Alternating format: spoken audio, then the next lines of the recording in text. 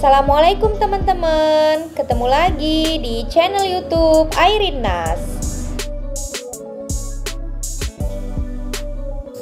Makasih buat teman-teman yang udah ngikutin cerita aku sampai sejauh ini. Buat teman-teman yang baru bergabung, jangan lupa subscribe dan dihidupkan loncengnya ya, supaya setiap aku upload cerita yang terbaru, kalian dapat notifikasinya. Ku kembalikan uangmu mas, episode 69. POV author. Aku bolehkan minta sesuatu padamu? Tanya Lia ke Yuni. Dahi Yuni mengernyit sekilas lalu wajahnya kembali biasa. Apa? Maukah kamu tak menemui Mas Hamdan lagi, Yun? Ucap Lia ke Yuni seperti sebuah pengharapan. Yuni terdiam sesaat, bukannya dia tak mau. Dia sih biasa saja, namun mereka punya anak yang masih di bawah setahun. Bagaimana bila Hamdan datang dan bertemu anaknya? Bisa saja dibawa kabur jika tak dipantau. Dia kemudian terkekeh melihat wajah Lia. Lia menjadi heran. Kenapa kamu tertawa, Yun? Ada yang lucu kah? Lia menjadi bingung karena sepertinya Yuni menertawakannya. Kenapa kamu jadi bucin begini? Yuni masih tertawa. Karena suamiku bucin padamu, kata Lia tak mau kalah. Yuni memajukan bibirnya, rasanya sudah kelewatan. Hamdan di masa lalu hanya lelaki yang suka menghina, dan setahu Yuni, Hamdan yang bucin dengan Lia. Selalu memuji Lia cantik, bekerja, wanita idaman. Sekarang Lia menjadi istrinya, dan istrinya itu berkata dia bucin pada Yuni. Bukankah sesuatu yang lucu? Udah dong, kamu kok ketawa terus? Lia cemberut karena ditertawakan. Sakit perut aku, habisnya lucu. Mas Hamdan zaman kami menikah tak pernah seperti itu. Dia bahkan berharap aku hilang dari peredaran. Jelek, kampungan, dan kusam. Itu terus yang dikatakannya padaku. Dan sekarang kamu bilang bucin, ya lucu aja. Yuni berhenti tertawa karena melihat wajah Lia mendesah. Pertolonganmu sangat berarti untuknya. Dia gak bisa berhenti mikirin kamu, kata Lia. Jangan takut, aku juga gak ada rasa ke dia. Kalau kau suruh aku tak berjumpa lagi dengannya agak susah karena kami punya anak. Dia akan selalu menjumpai anaknya karena aku tak bisa pisahkan anak dari orang tuanya. Lia mendesah lagi karena apa yang disampaikan Yuni benar. Kecuali apa? Lia menatap bersemangat. Kamu ikut saja bila dia mau berjumpa anaknya. Kamu bisa memantau suamimu itu. Jika perlu rantai tangan dan kakinya, kata Yuni kembali terkekeh. Kamu dari tadi gak berhenti bercanda, Yun. Habis kamu lucu, aku sih gak mau bucin sama laki. Aku hanya bersikap baik saja karena belajar dari pengalaman terlalu bucin, kita sendiri yang menderita. Aku hanya bersikap manusiawi menolong orang yang membutuhkan dan itu saja, kata Yuni ke Lia. Iya, kamu benar, aku memang terlalu bucin dan bodoh. Aku takut kehilangan Mas Hamdan, kata Lia menatap Yuni dengan lesu. Kalau terlalu cinta maka dia akan meremehkanmu. Aku sudah banyak belajar tentang tipe lelaki. Kau hanya mempelajari Mas Hamdan dan tidak dengan kekasihmu ini yang sudah menunggumu. Irsyad, kata Yuni dan Lia mengangguk. Dia bukan kekasihku dan sudah kusampaikan padamu. Dia menunggumu, Yun. Dia pasti sedang menunggumu. Oh iya, aku lupa. Dia sedang di kantin, kata Yuni teringat Irsyad untuk makan siang bersama. Beberapa saat kemudian gawe Yuni bergetar dan panggilan dari Irsyad. Dia memanggilkan, tanya Lia. Yuni mengangguk mengiyakan. Jika dia masih di sana menunggumu maka dia ada rasa padamu. Namun bila dia pergi berarti dia tak ada rasa ke kamu, kata Lia. Yuni kembali tersenyum getir. Kenapa itu kau jadikan tolak ukur? Karena aku lihat sendiri dia menanti dirimu, Yun. Pandangannya sama seperti pandangan Mas Hamdan yang ingin selalu di dekatmu, kata Lia meyakinkan. Terserah apa kata kamu deh, ucap Yuni. Dia kemudian menekan tombol penghubung. Assalamualaikum Mas, kamu di mana, Yun? Udah selesai ngobrolnya? Sudah, kamu di mana? Di kantin nunggu kamu. Kamu belum makan loh, nanti sakit. Kita makan dulu yuk, kata Irsyad lembut. Lia menahan tawa mendengarkan. Oh baik Mas, aku kesana ya. Ya, aku tunggu. Irsyad mematikan sambungan telepon. Dia masih di sana kan? Iya, ucap Yuni. Kamu datang dan kasih dia harapan karena aku tahu kamu juga ada rasa padanya. Cuma kamu terjebak di masa lalu dan membuat kamu ketakutan sendiri. Kamu sok tahu, tetapi makasih sarannya.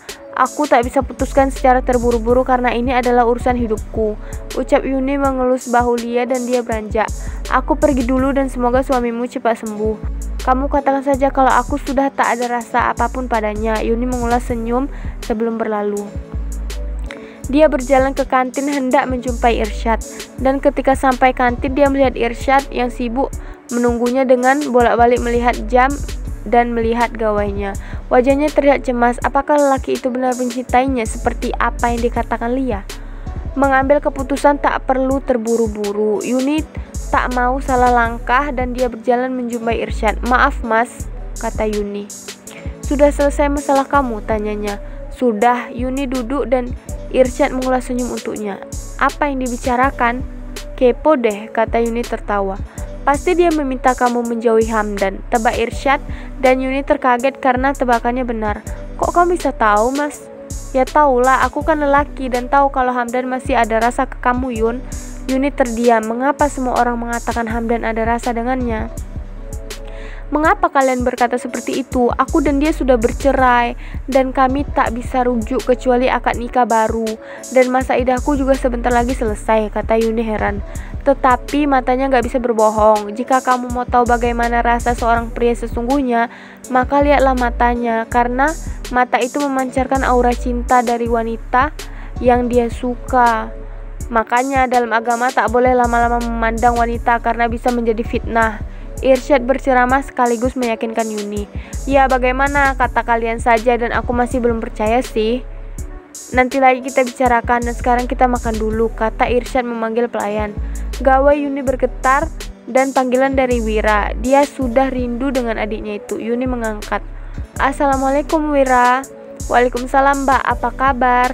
Baik, bagaimana kamu dengan Rosita? Sudah lama gak dihubungi. Kami mau main ke kota karena Rosita kangen sama kamu dan kerjaan dulu, ucap adiknya. Oh boleh, kapan kalian datang? Seminggu lagi kami sampai di tokomu, tunggu ya. Oke, aku tunggu ya, kata Yuni dan Wira mematikan sambungan telepon. Adik kamu mau datang? Iya mas, aku udah rindu juga. Apa yang kamu pikirkan mbak? Tanya Rosita setelah dia dan suaminya sampai di kota. Sudah seminggu mereka di sini. Yuni sudah melepas kangen dan setelah malam hari, seperti biasa Yuni sendiri berada di balkon dan memikirkan banyak hal. Rosita sudah tahu kebiasaan Yuni. Kamu udah makan? Tanya Yuni. Udah, dan aku yakin kamu di sini mbak. Kamu mikir apa? Banyak Ros. Ceritain dong, kamu selalu cerita kalau ada masalah.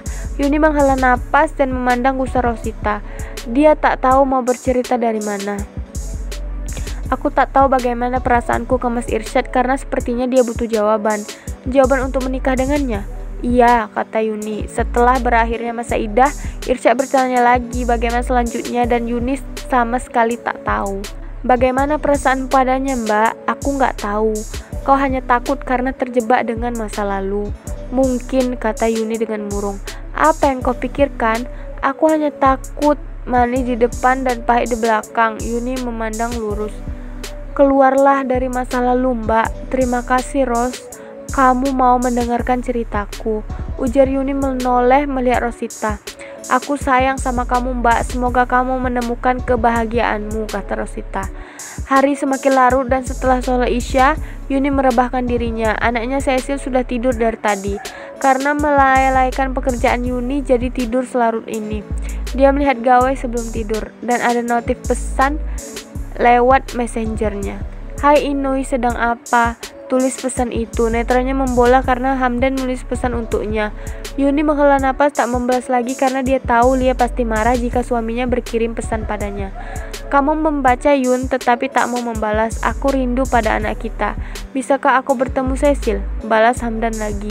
Bisa, Yuni membalas singkat. Kondisiku masih sakit tetapi aku sudah jauh lebih baik dan ingin berjumpa Cecil. Aku besok mau datang ke tokomu. Jangan ke toko, jika mau bertemu maka janjian saja di luar. Balas Yuni. Dia berpikir Cecil akan dibawa babysitter dan Rosita saja agar tak ada yang marah dan salah paham. Baik, aku tunggu, Hamdan membalas lagi. Esoknya Rosita dan babysitter sudah siap bertemu Hamdan di kafe yang dijanjikan. Yuni tidak ikut karena malas jika dicurigai yang lainnya tentang masih ada rasa padanya.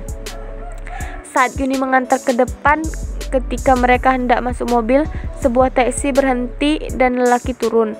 Netra Yuni membola melihat Hamdan yang datang namun sendiri.